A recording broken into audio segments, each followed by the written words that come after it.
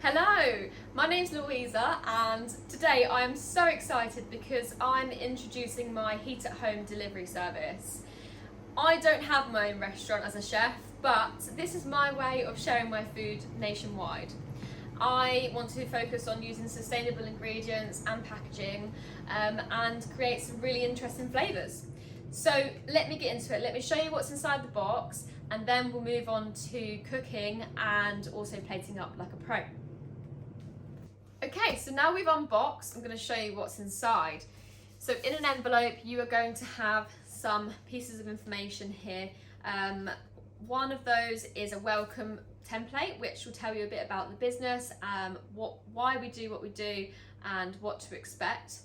And then you've got your heating instructions.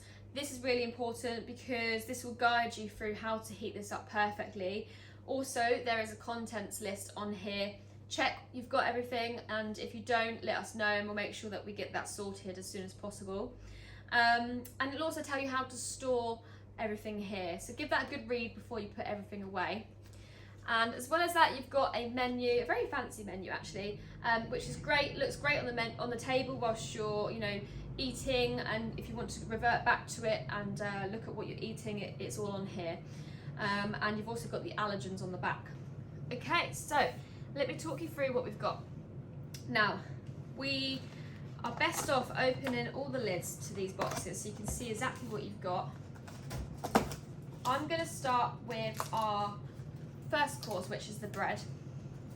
Now this bread here is a very special bread. This bread has been baked literally a stone's throw away from our kitchen. Mario at Batch Bakehouse has made some beautiful bespoke recipes for Chef Louisa Ellis heat at home service. And this is really special because we use Tuxford Mill flour, which is a local flour to Nottingham, and it's absolutely beautiful. Now the bread is served with a lovely brown butter, which is gorgeous. I would recommend getting this out about an hour or 2 hours before you actually go to eat it, so it's really lovely and soft. And you've also got some crispy capers here, which adds a little bit of saltiness to the dish. So just sprinkle those on top of your butter. So that's a start, and you can nibble on that whilst you're getting the next dish ready. And then we'll move on to the starter. The starter, if you have the standard menu, you're going to expect some salmon in there. This salmon's been cured with some herbs, some peppercorns, some lemon zest as well. It's only been very lightly cured and then it's very slowly cooked and smoked. And it's also rolled in nori seaweed powder, which gives it again a little bit more saltiness to the dish. It's served cold along with our pea and lovage velouté. This is beautiful. This has been basically shallots cooked down for hours and hours with a little bit of salt, and then we add a bit of white wine, cream, milk, and then we add petit pois, sugar snap peas, and a bit of lovage, fresh lovage in there as well. And then we've got a beautiful lovage oil, which is again a great way of preserving the herb itself, but also just adds a little bit of texture, and it's really lovely on the eye actually when you plate it up. And then we've got our sugar snap peas. There's a few different ways we can go with these to garnish. You can get really creative with it if you like. And if you're having the vegetarian option, you're going to have a beautiful kohlrabi, which has been salt baked, and it's then been fried in a pan with a little bit of olive oil just to get a bit of colour on it. And then we've got some lemon juice going in there, and we've also got a little bit of sea salt, and then a bit of seaweed powder as well. So you've got the similar kind of flavours. The salt baking obviously helps keep all of that flavour inside, and it works really, really well with the lovage. Moving on to the main course. This is one of my favourite courses because so many hours have gone into creating this. Again, we've got some fresh herbs here for you to garnish throughout the meal. We've got some beautiful, absolutely stunning English asparagus.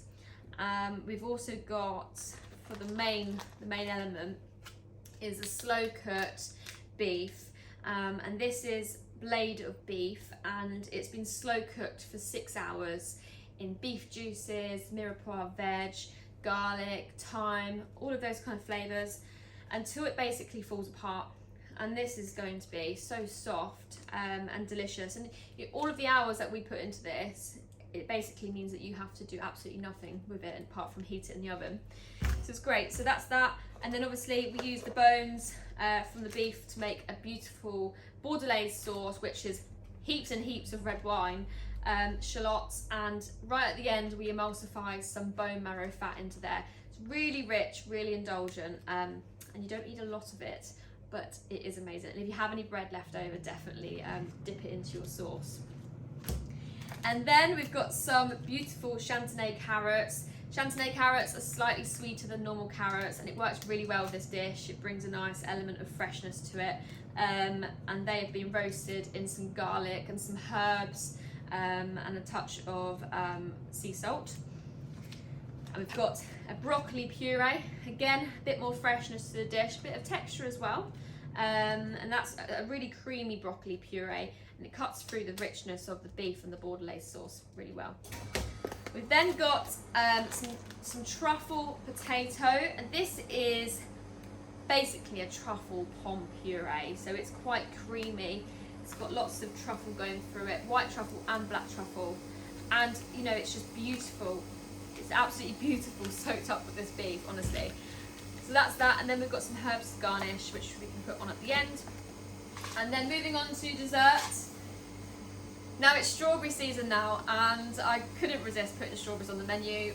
Best way to do it is roasting them, and these are English strawberries. These are Starkey strawberries actually, and the strawberries are basically being roasted until they get rid of all of the water, so it's really just left with beautiful sweet, almost strawberry jam like in that packet. So we go with that, and we go with a vanilla cream. Now the vanilla cream is a bit like a creme diplomat, and it's quite light, it's quite creamy, it's got a touch of vanilla going through there, as well as a very small amount of white chocolate, which works in harmony with the strawberries.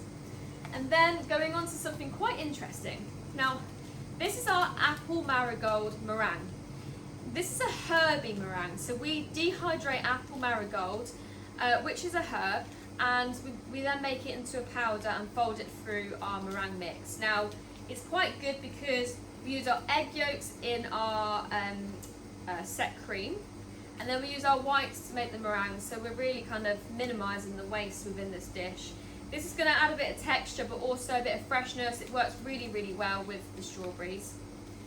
And then my favourite to finish, some matcha fudge. Now this is beautiful because matcha is a green tea and it's quite bitter on its own, but with the sweetness of the white chocolate in the fudge and the sugar, it balances out really well. It's really creamy, quite buttery, and it's really quite nice. And if you really want to, whilst you're unpacking your box, maybe just try a bit and see, you know, if you want a little taster, try that first. So that's that. That's everything that's in the box. Now I'm going to go on to showing you how to heat it all up, how to plate it, and then the rest is down to you. So now we're ready to start cooking. I would recommend putting the dessert and keeping the dessert in the fridge until you need that. Everything else can come out when you're ready to cook it. So first things first, you need to get the bread in the oven. You need to preheat the oven to 180 degrees fan or 200 degrees if you don't have a fan. That's also gas mark 4. So that goes in preheated oven for 10 minutes. You should have your butter already out, and that should be soft. It doesn't take very long. It takes about 1 to 2 hours to come to room temperature. So that's ready. Now, whilst you're waiting for your bread, you can start plating your starter.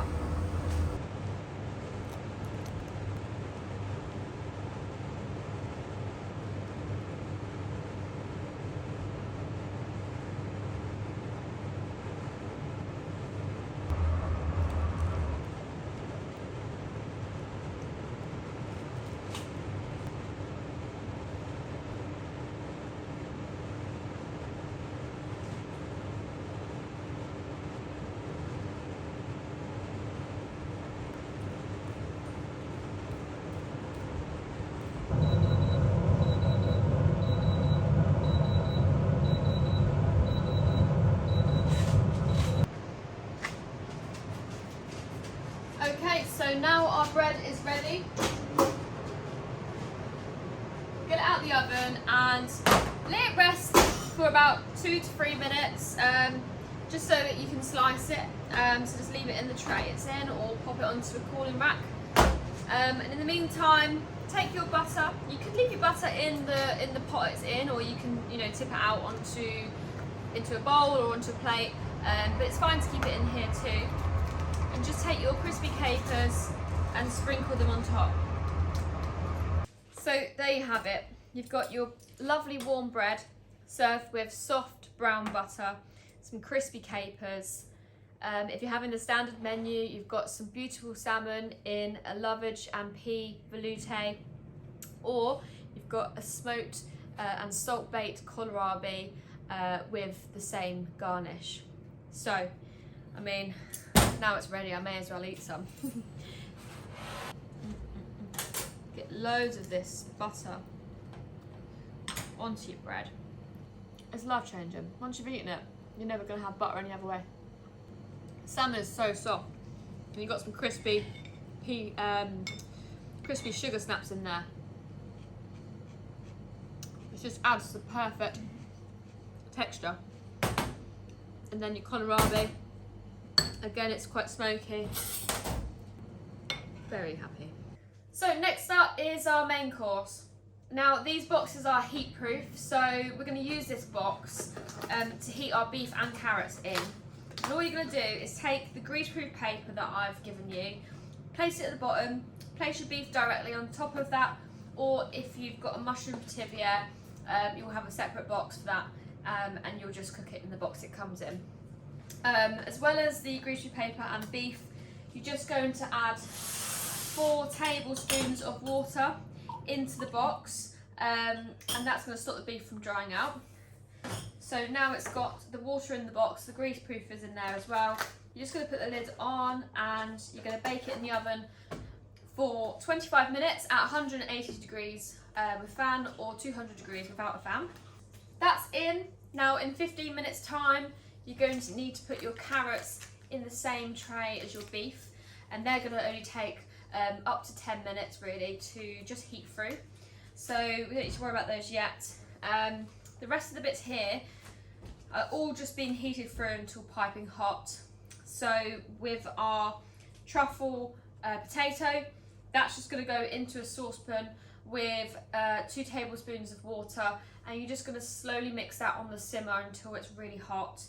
Be careful not to burn, because it's got quite a lot of fat content in it, so it's likely to catch on the bottom. So just carry on stirring it whilst you're heating it up.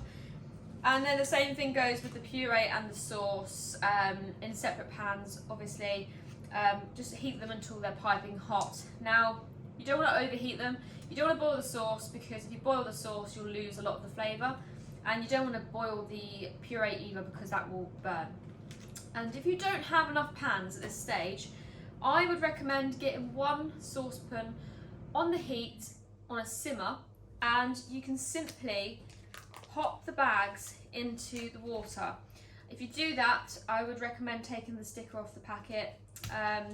It's not essential, and you can basically just pop them straight into the simmering water, and they'll take about 10 minutes like that.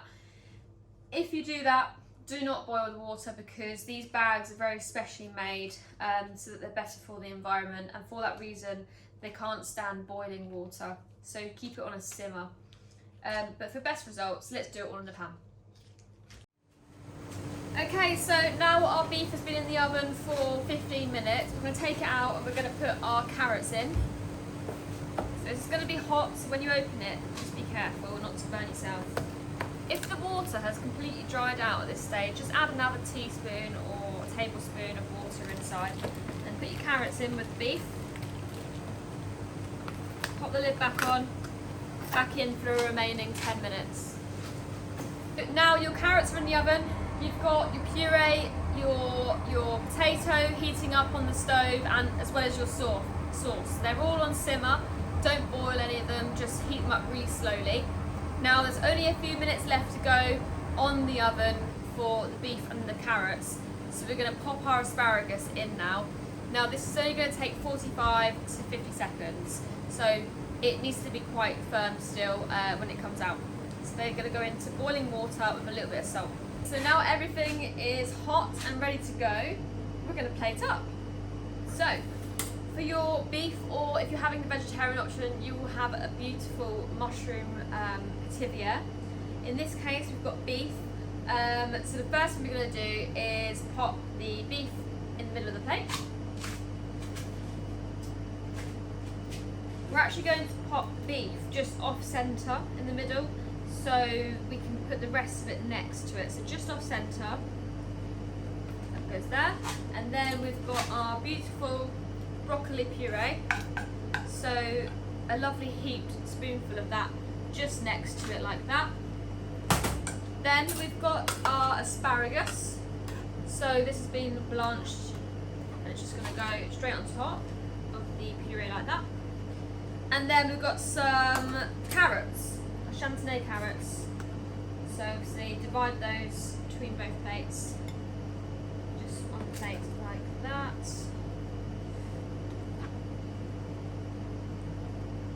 Okay, and then we've got our lovely pom puree, truffle potato. So I usually serve mine on the side. So just pop that into a bowl on the side like that. Oh, look at that. Oh. Creamy, beautiful. And then we've got our hot sauce, which we're going to pop back onto the stove. Just heat that through, and once it's piping hot, you can pour it on top of your dish.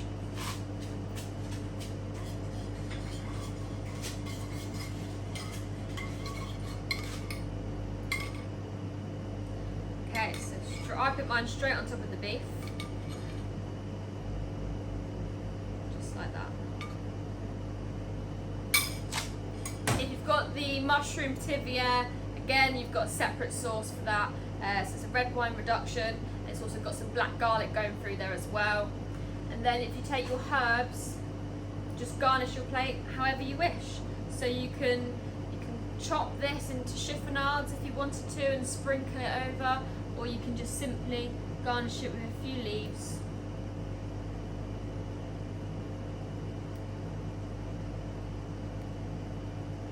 There you have it.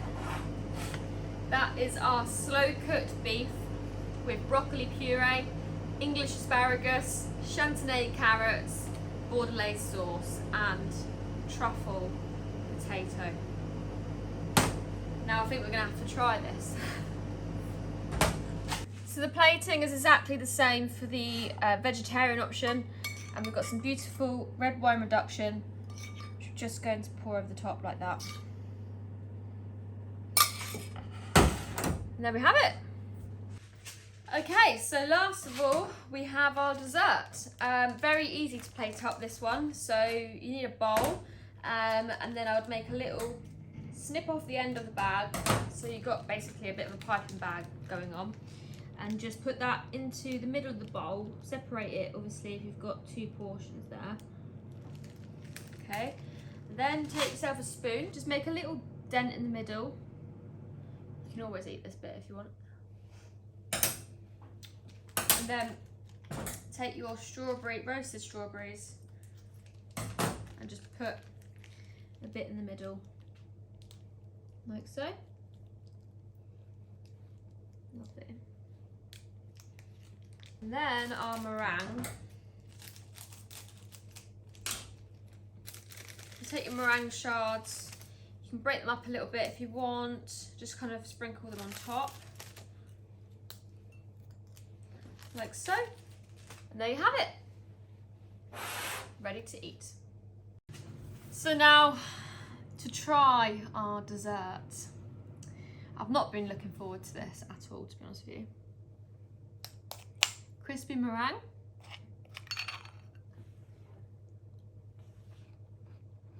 Oh, it's like an eaten mess. You got like acidity from the strawberries, and then you've got the crispiness from the meringue. It's so sweet, but so good.